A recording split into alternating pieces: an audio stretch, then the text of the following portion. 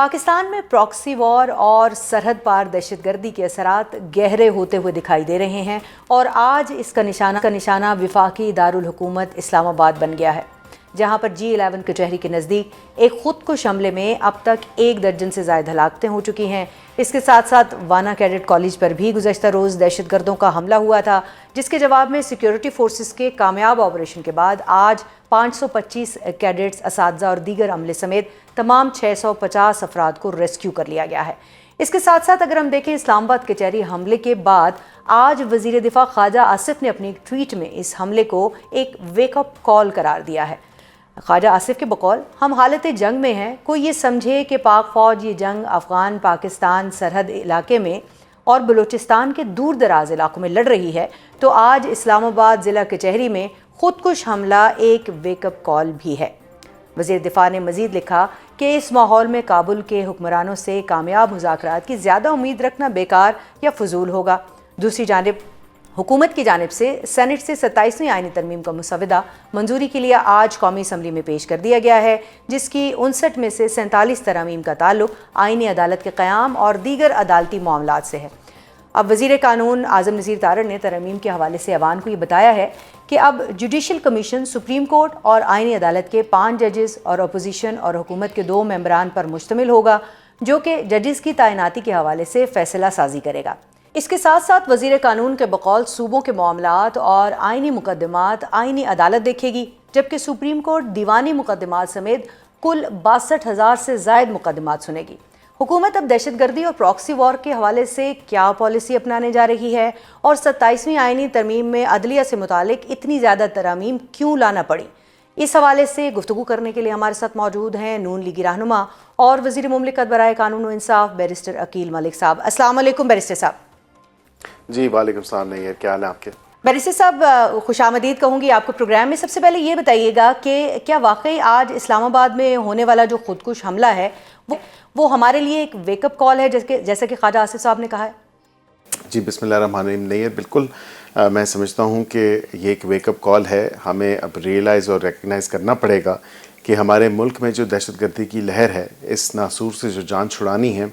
وہ اس حوالے سے تمام صوبوں کو مل کے کام کرنے کی ضرورت ہے، کیونکہ مسئلہ یہاں پہ کے پی صوبہ جس میں ایک انتہا کی دہشت گردی کی لہر ہے، وہاں پہ صوبے کے 9 منتخب وزیر اعلیٰ جو ہیں، آپ کو پتہ ہے ان کا جو طور طریقہ ہے، جو ڈیمینر ہے، وہ تو آپ کے سامنے ہے۔ اپنے صوبے کی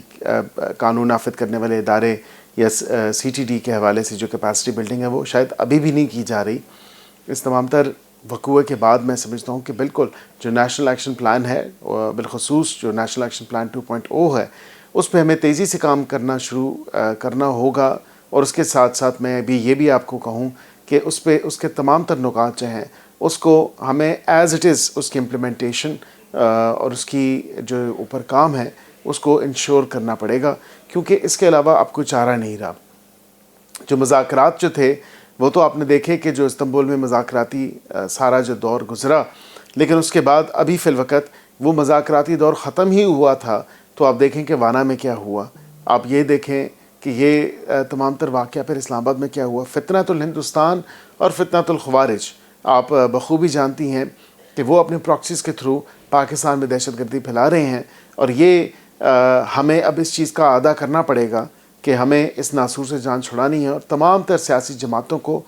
تمام تر صوبوں کی حکومتوں کو مل جل کے کام کرنا ہوگا، تبھی جان چھٹے گی۔ ادروائز یہ ویک اپ کال ہے، اور واقعتاً ہمیں اس ویک اپ کال پہ عمل بھی کرنا چاہیے۔ بالکل، اور اب ہمیں جاگ جانا چاہیے۔ بیرسٹر صاحب، جس انداز میں آج اسلام آباد حملے سے قبل جو ہے وہ ہم نے دیکھا کہ مختلف افغان ٹویٹر ہینڈل سے دھمکیاں آنی شروع ہو گئیں، پہلے سے پیش گوئیاں شروع ہو گئیں حملے کے حوالے سے، اور وہ ساری ٹویٹس آپ کی نظر سے بھی گزری ہوں گی، تو اس سے کیا لگ رہا ہے کہ کیا پہلے سے جو ہے پری ایمپٹڈ یہ افغانستان کی طرف سے وہ جو ایک بھارت کی پراکسی ہے اور بھارت کا جو اسپانسرڈ دہشت گردی کا عمل ہے وہ پاکستان میں جاری ہے؟ اس سے آپ کو کیا لگ رہا ہے کہ کیا یہ اب کس طرف اشارہ کر رہا ہے؟ دیکھیں، جس طرح میں نے ابھی آپ کو عرض کیا کہ فتنۃ الخوارج اور فتنۃ الہندوستان جو ہے، ان کا آپس میں جو گٹھ جوڑ ہے اس حوالے سے، اور افغانستان کو بطور پراکسی یوز کر رہے ہیں، وہاں پہ مختلف گروپس جو ہیں، جس میں ISKP، TTP، TTA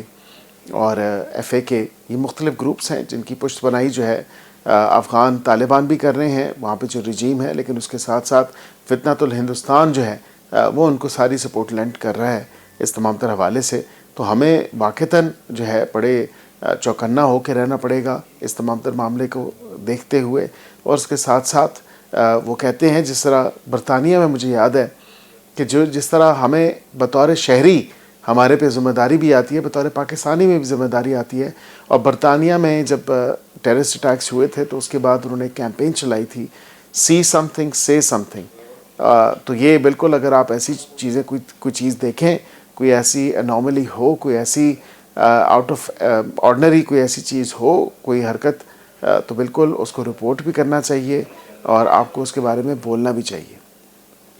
بالکل آپ نے صحیح نشاندہی کی. ابھی بھی جب وہاں پر اگر برطانیہ میں ٹریول کر رہے ہوں تو وہاں پر جتنی جو ان کے ٹرانسپورٹیشن سسٹم ہے وہاں پر یہ آوازیں جو ہے اور اس طرح کے سلوگنز جو ہے وہ ہمیں سنائی دیتے ہیں. بیرسٹر صاحب، لیکن کیا یہ وقت مناسب نہیں ہے، کیونکہ آپ خود ایک منتخب نمائندے ہیں پارلیمان کے اور یقیناً تمام بڑے فیصلے جو ہے وہ پارلیمان کے اندر ہوتے ہیں، تو اس دہشت گردی کے افرید سے نکلنے کے لیے تمام پارلیمانی جماعتوں کو ایک پیج پر لایا جائے، اکٹھے بٹھایا جائے اور کوئی ایسا فیصلہ کیا جائے جس کے بعد یہ جو کچھ تھوڑی بہت خیبر پختونخوا سے اور ادھر ادھر سے کچھ آوازیں اٹھتی ہیں وہ اٹھنا بھی بند ہو جائے اور دہشت گردی کے خلاف ایک آواز ہو کر ہم جو ہے وہ کارروائی کر سکیں؟ آپ بالکل درست کہہ رہی ہیں اور وے فارورڈ یہی ہے. لیکن اب کیا کیا جائے جب ایک صوبے کی حکومت اور اس کے جو نو منتخب وزیر اعلیٰ ہیں وہ ان کو بالکل ان کے کانوں پہ جوں نہیں رینگتی اس تمام تر معاملے کے حوالے سے. وزیر اعظم ان کو بلاتے ہیں، وہ فائنانس کے ایڈوائزر کو بھجوا دیتے ہیں، خود وہ میٹنگ میں نہیں آتے. وہ کہتے ہیں پہلے میں نے مشاورت کرنی ہے، پھر اڈیالہ کے باسی سے، پھر اس کے بعد جا کے میں نے تمام تر معاملہ کرنا ہے. ایسا تو نہیں ہوتا. دیکھیں گورننس جو ہے، جو لا اینڈ آرڈر سچویشن ہے، وہ صوبے کے وزیر اعلیٰ کی اولین ذمہ داری ہے. ہم سے جو وفاق سے سپورٹ چاہیے بالکل ہم دینے کے لیے تیار ہیں، لیکن اس میں کوئی ایسی سیاسی یا پولیٹیکل بات نہیں ہونی چاہیے. اس تمام تر معاملے کے اوپر بنیاد القوم ہمیں جو ہے وہ ایکشن لینا ہوگا اور ہمیں اپنا وے فارورڈ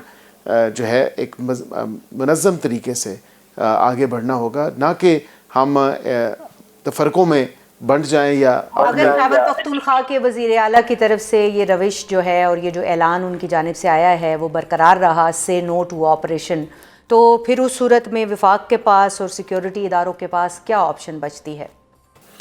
دیکھیں انٹیلیجنس بیسڈ آپریشن، اور بالکل وہ اگر کہتے ہیں کہ سے نو ٹو آپریشنز، ایسی تو بات نہیں ہے. بات تو یہ ہے کہ وہ تو ایوان میں کھڑے ہو کر یہ اعلان کر چکے ہیں. جی میں یہی کہہ رہا ہوں کہ ان کے کہنے کے باوجود ہمیں اپنے شہری جو کہ پاکستانی شہری ہیں، سب سے پہلے وہ خیبر پختونخوا کے باسی بعد پہلے سے ہم سب پاکستانی ہیں بشمول ان کے، تو ہمیں ان کی پروٹیکشن، ان کی سیفٹی، ان کی سیکیورٹی جو ہے وہ سب سے زیادہ عزیز ہے. اور ہم دہشت گردی کے ناسور سے جان چھڑانے کے لیے ہماری جو قانون نافذ کرنے والے ادارے ہیں، آرم فورسز ہیں، دیگر ہیں، جو جس لیول پہ ہمیں سپورٹ چاہیے وفاق کے تھرو ہم بالکل کر رہے ہیں اور ہم کرتے رہیں گے.